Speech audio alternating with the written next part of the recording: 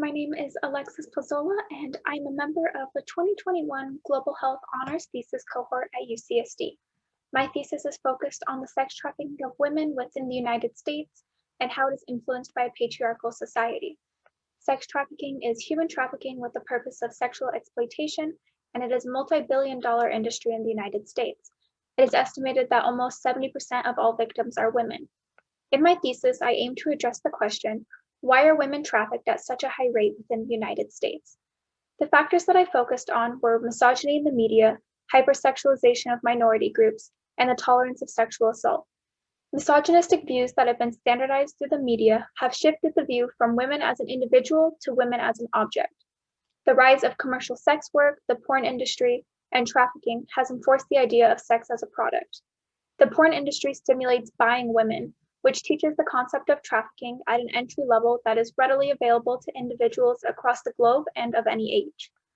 This creates a sense of entitlement towards male pleasure as the porn industry glamorizes sexual exploitation, rape culture, and the practice of paying for sex or a woman. Another factor that I focused on was hypersexualization and how it connects to the disproportionate rates of sex trafficking experienced by women of color. Hypersexualization is rooted through historical trauma and sexual violence that minority groups were forced to endure during colonization. For an example, Native Americans account for 2% of the population, yet they make up almost 40% of all human trafficking victims. African Americans also experience very high rates of sex trafficking.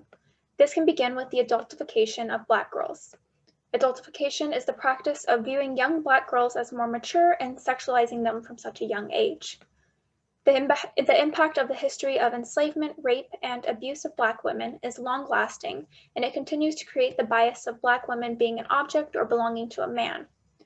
Hypersexualization is often viewed through mass media as a method of empowering women of color, specifically Black women, but it is often misunderstood as a respectful form of sexualizing women. The final factor that I evaluated was sexual assault. The increase in the tolerization of sex as a product that society can purchase has lessened society's views of the severity of sex crimes. Sexual assault is a very common crime in the United States, with 1 in 5 women experiencing attempted rape at some point in their lives. There's a common misconception that sexual violence only occurs in sex trafficking. Both traffickers and perpetrators of sexual assault will prey on marginalized communities, such as immigrants, minorities, and people with disabilities. In conclusion, there is a growing demand within the sex trafficking industry for more victims, yet there's a lack of proper policy advocacy, appropriate news coverage, and resources provided for victims.